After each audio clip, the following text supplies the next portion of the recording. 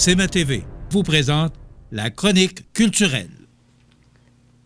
Et voilà, c'est le temps de vous présenter notre chronique culturelle du mercredi. Jonathan Renière, bon matin. Bon matin, Michel. Ça va? Ça va bien. Toi oui, aussi? Ben oui.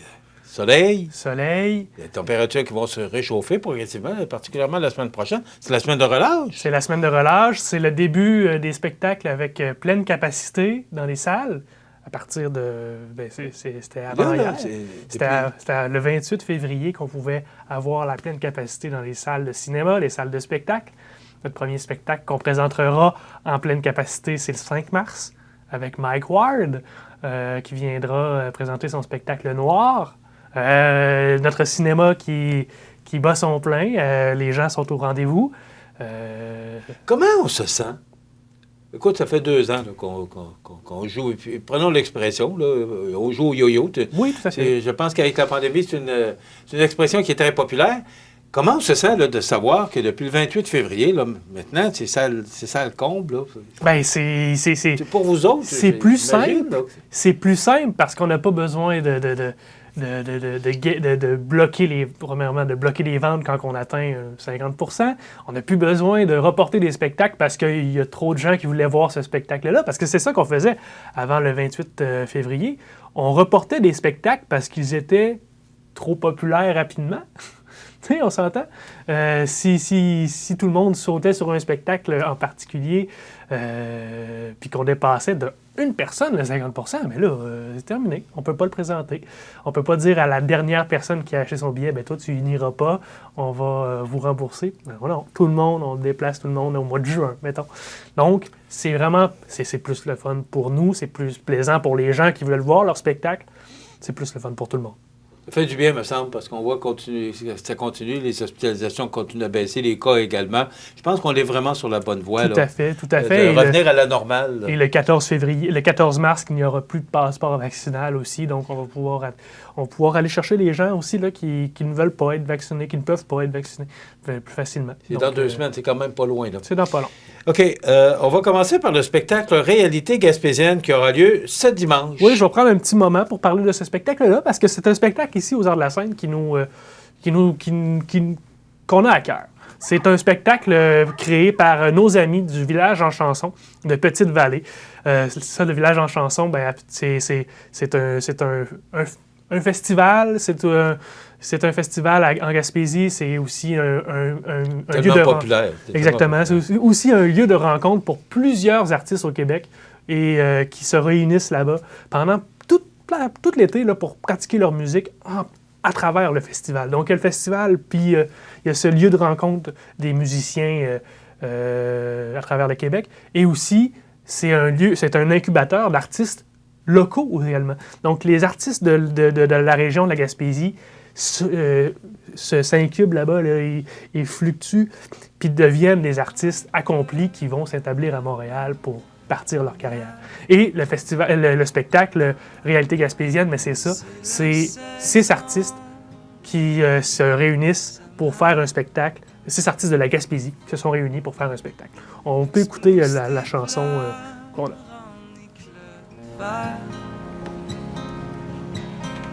C'est pas grand-chose, mais c'est tout ce qu'on m'a donné. Hier, sans faute, tu m'as dit de te rappeler que le soleil allait se lever.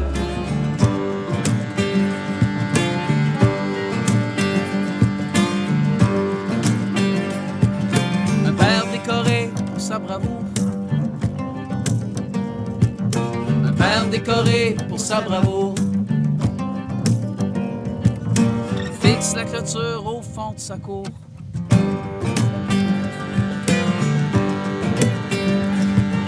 Un vieux éduqué chez nous.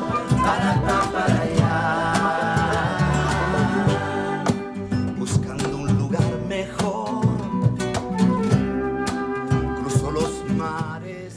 Donc, Michel, on voit plusieurs extraits de chansons de plusieurs artistes. Je vais parler rapidement des artistes. Le premier artiste qu'on a vu dans l'extrait qui chantait, il s'appelle Cédric Saint-Onge.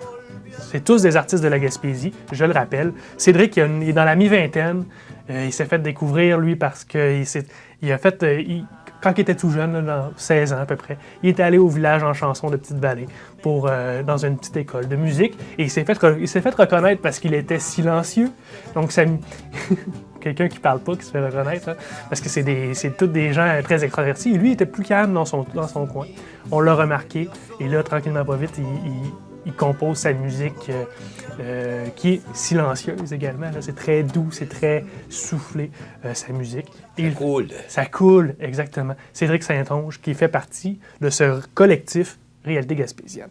La deuxième chanson qu'on a vue, là, est un petit peu plus rythmée. C'est un duo qui s'appelle Dans le Shed. Dans le Shed, c'est un duo. Là. Les deux garçons, je pourrais vous dire les noms, là, je les ai ici.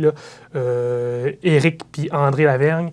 Éric Dion puis André Lavergne. Eux autres, c'est une musique, le duo Dans le Shed. Une shed à bois, là, c'est brut. C'est là qu'on fait des réparations sur notre souffleuse, notre tondeuse. Mais c'est de la musique comme ça, un peu plus brute, un peu plus rythmée. Duo Dans le Shed, ça, c'est des vieux de la vieille. Les gars sont dans la quarantaine d'années, chacun de leur côté. On a Guillaume Arsenault, qui est un gars également de la Gaspésie. Lui, il s'inspire vraiment des beaux paysages de la Gaspésie pour faire sa musique, des grands airs et tout ça. Guillaume Arsenault, qui est un très bon artiste là, que j'ai découvert grâce à ça, grâce à Réalité Gaspésienne. On a Jeanne Côté, qui est la fille du créateur du village en chanson de Petite-Vallée, Alan Côté. Elle a fait un EP là, en 2019, Aller-retour, qui est coproduit par nul autre que Louis-Jean Cormier. Louis-Jean Cormier, qui est un artiste qu'on connaît très, très bien. Celui-là, on le connaît un peu plus. Exactement. Il vient de la Gaspésie? Puis Louis-Jean Cormier aussi, il vient de la Gaspésie. Il ne sera pas là dans ce spectacle-là. Okay. Il a co-réalisé, mais c'est un Gaspésien. Louis-Jean Cormier. Je savais pas. Vraiment, la Gaspésie est un incubateur, comme que je dis, de talents. Beaucoup d'artistes qui émergent de la Gaspésie. Vraiment. Donc, vraiment, ces artistes-là, on va les voir et on les voit déjà depuis quelques temps. Et on a un dernier qui s'appelle Johann Sébastien Larobino. Lui, c'est un Gaspésien d'adoption, parce que lui, il est né en Argentine. Il a grandi au Mexique. Il a immigré au Canada en 97. Il est tombé en Gaspésie. Donc, c'est vraiment un Gaspésien depuis 97 d'adoption. Donc, lui, sa musique un peu plus suave et il amène le côté argentin. Le côté mexicain. Là. Exactement. Donc, c'est toutes ces saveurs-là qui seront dans le spectacle Réalité Gaspésienne qui aura lieu ce dimanche, 6 mars, à 15h, à la salle Promutuelle Assurance. Pour vrai, si vous voulez avoir toute la couleur de la Gaspésie en musique, on aura les beaux paysages, on aura le silence, le plus brut avec Dans le Shed, le rythme et tout ça, et un petit peu de suave avec Johann Sébastien. C'est un spectacle complet qui vous attend le 6. Donc, c'est ce dimanche, à la salle Promutuelle Assurance. Donc, je tenais à vous en parler parce qu'on tient à ça. Là. C'est vraiment, ça nous tient à cœur, ce spectacle-là. Maintenant, on va parler de cinéma.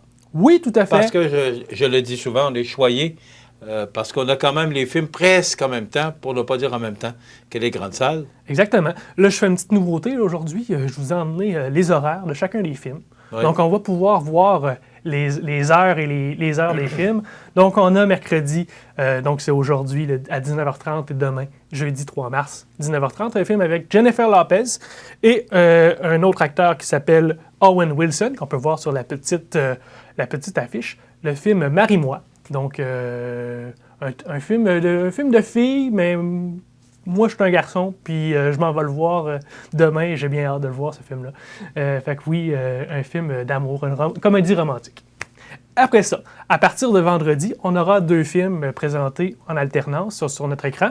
Vendredi, on pourrait dire presque tous les matins et en après-midi à 13h30, un film pendant la relâche scolaire, parfait pour les enfants, un film d'animation, Chanter 2, la suite de Chanter. Donc, c'est vraiment des animaux en animation là, qui chantent des succès là, qu'on peut entendre à la radio, quasiment. Donc, un film d'animation que les enfants connaissent. C'est du 4 au 10 mars, mais là, ce que je vois, c'est qu'il y a des représentations le matin. Oui, tout exactement. Parce que c'est la semaine de relâche, c'est un film d'animation.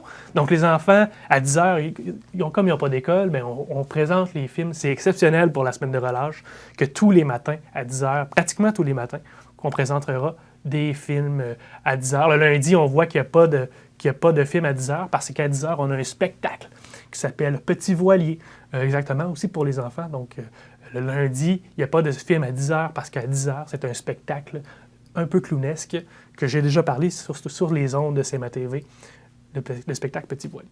Et on a un autre film également dans cette même semaine-là, du 4 au 10 mars, juste les soirs. Donc, le matin et l'après-midi, réservé pour les enfants. Les soirs, pour les personnes un peu plus vieilles, les adultes, un film qui s'appelle Opération Blacklight, un film d'action avec Liam Neeson, un film avec des fusils. Si on veut voir des explosions et des fusils, Liam Neeson est parfait dans ce genre de film-là, parce que c'est pratiquement juste ça qu'il fait, ce gars-là.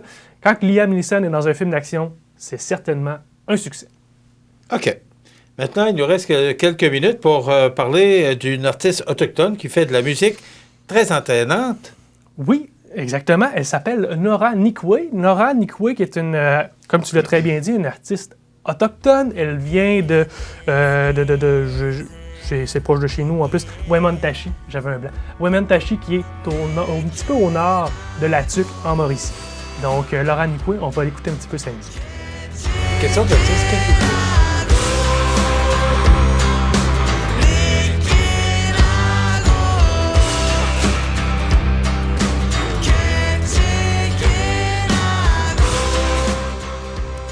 Donc, Nora Nikwe, on a entendu sa musique très rythmée, très... Les quelques notes, moi j'ai trouvé ça quand même entraînant. Très entraînant. Ouais. On parle de folk, on parle de grunge. Est-ce que tu connais Nirvana, Michel? Oui. Nirvana, du grunge. Quand on parle de grunge, on parle de Nirvana. Du folk, on parle d'un petit peu quasiment les gens avec leur chapeau de cowboy et une petite guitare. C'est le mélange de ça. Donc c'est vraiment là, du grunge, la grosse voix rauque, grinçante avec la guitare du folk. Donc c'est deux styles musicaux qu'on pourrait jamais penser de mettre ensemble, mais Nora Nikwe les met ensemble. Nora Nikwe, là, si on en parle rapidement, c'est une femme de 40 ans qui vient de Wemontachi. Ses chansons sont faites elle chante dans sa langue... Elle chante dans sa langue maternelle, en Atikamekw. Et puis, c'est son dernier album qui s'appelle, je vais te le dire, je sais pas pourquoi je le cherche, c'est pas grave. Oui, Waska Matisiwin, qui veut dire cercle de vie. Il aurait fallu le mettre à l'écran pour que ce soit plus facile. Là. Waska Matisiwin, qui veut dire cercle de vie. Ça, c'est son album qu'elle a lancé en 2021, qui a été nommé au prix Polaris, qui est un grand prix prestigieux qui regroupe toute la musique canadienne. Elle, son album s'est retrouvé en nomination pour le prix Polaris. C'est quelque chose de très, très, très noble. C'est une belle reconnaissance pour un artiste. Bon, si tu nous parles de Nora Nikwe, pourquoi? Parce que Nora sera en spectacle le 20 mars. Le 20 mars à la salle Édouine Bélanger. Non, c'est pas vrai, à la salle Promutuelle Assurance. Donc le 20 mars, c'est un dimanche, après-midi, à 15h, un après-midi de découverte avec Nora Nikwe et on a très, très hâte de la voir. Mais est-ce que c'est une nouvelle interprète? Parce que moi, je ne la connais pas. Là. Ben, elle a lancé un premier album en 2018. Ouais. Mais c'est tranquillement et c'est grâce à son dernier album de 2021, Cercle de vie, que là, elle a parti sa tournée. Et tranquillement, pas vite, elle fait une petite tournée là, dans le centre du Québec. Parce qu'elle vient quand même de la Tuque, fait qu'elle vient sur le long du Saint-Laurent. Probablement mieux connue dans son coin de pays aussi. Là. Exactement. Oui, tout à fait. On va apprendre à la découvrir. Exactement. Et puis, c'est pour nous, aux Arts de la scène, c'est quand même important là, de faire découvrir des artistes issus des communautés autochtones. Là. Dernièrement, on a eu Scott Pienne-Picard, qu'on a pu voir à la semaine des 4 juillet, là, où il a fait un concours de Québec, de musique là-bas. La musique autochtone, on veut la faire découvrir aux gens de la région de Montmagny-Lillet. Puis c'est très important parce que c'est... Puis c'est ça, exactement. OK. Représentation au cinéma le matin? Le matin, à partir semaine prochaine, de la semaine prochaine, de relâche? Pour la semaine de relâche. Un spectacle jeunesse également, lundi matin, pour la semaine de relâche. Les enfants seront servis pendant cette belle semaine de relâche. Alors, pas de relâche pour la semaine de relâche. Je vais être là la semaine prochaine. Pas de relâche pour nous, aux Arts de la scène. On est là pour vous. Merci, Jonathan. Jonathan Renière, qui est aux promotions marketing et communication pour les Arts de la scène. Ça complète notre chronique culturelle de ce mercredi 2 mars. Dans quelques instants, la nouvelle positive.